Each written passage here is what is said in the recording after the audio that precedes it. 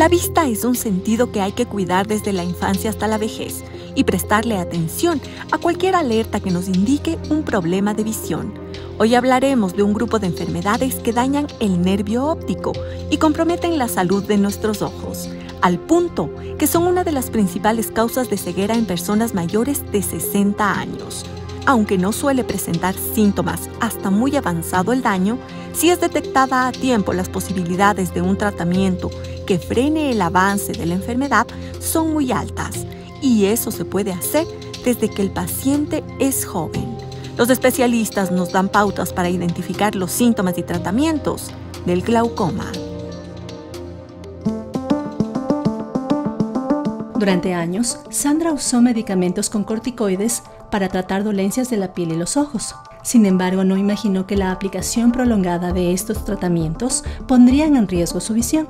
Al acudir a su oftalmóloga, le diagnosticaron glaucoma. Recuerdo que hace varios años tuve unos problemas de alergia en mi piel, principalmente faciales.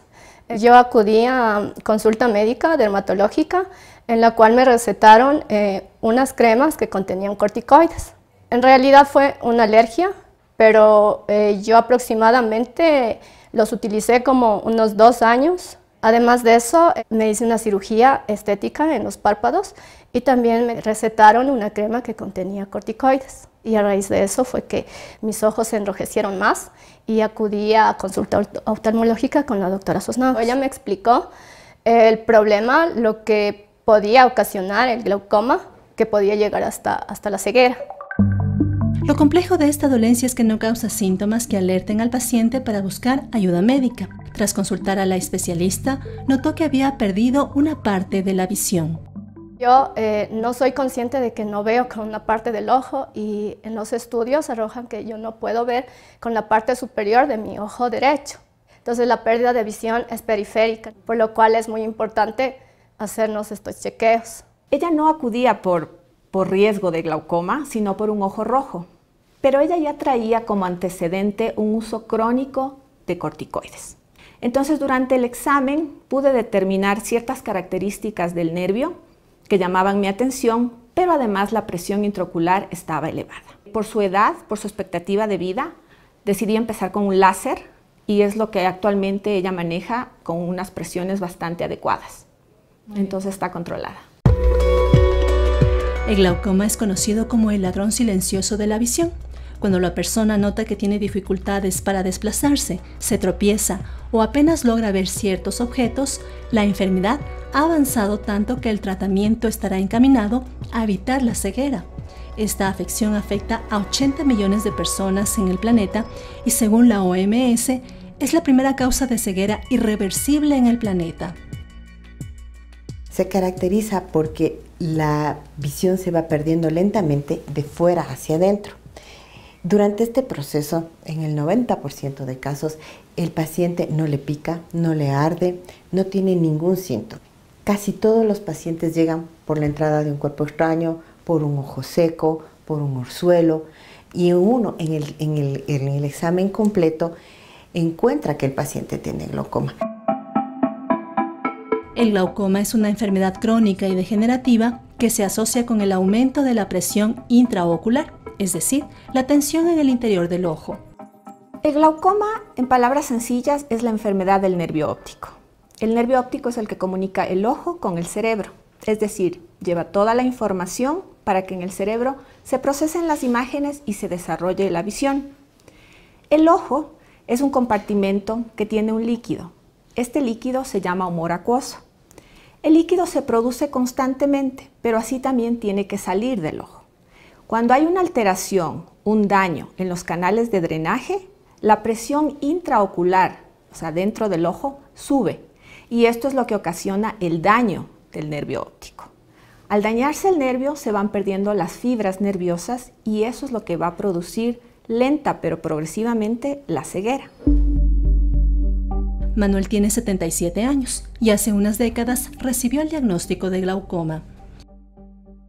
Veo, como le diría yo, como 2 cañones de escopeta al fondo. A los lados no veo. Yo para eso tengo que bajar la cabeza. Además, si yo le miro a usted, yo la cámara no la estoy viendo. Yo he heredado lo de mi padre, sordo y vista, pero mi padre ya fue muy tarde y no había los adelantos que hay ahora.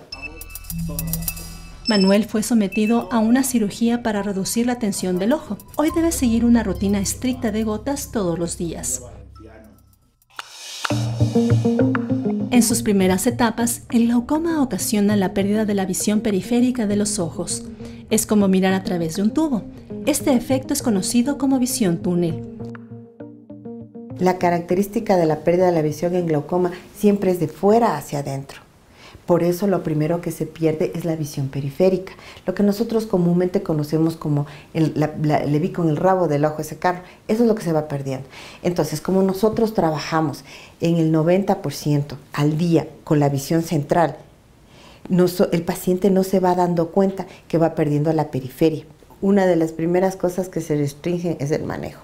Segundo es, como tenemos una pérdida de visión así periférica, el paciente tiene que tener mucho cuidado cuando camina, cuando baja gradas. El paciente tiene que aprender a corregir los movimientos de su cabeza, porque no es así. El paciente tiene que aprender a ver así, movimientos en bloque, para bajar las gradas, en bloque, para subir, porque se golpean con los muebles de las cocinas, con todo lo que, con rótulos vienen partidos la frente. Empezamos un entrenamiento de reeducación, de cómo caminar, de cómo mover la cabeza. Absolutamente todo cambia. Esta patología tiene varios orígenes, siendo la genética una de las más relevantes. El hijo del portador de glaucoma tiene entre 6 y 10 veces más probabilidades de desarrollarlo, pero también hay otros factores de riesgo.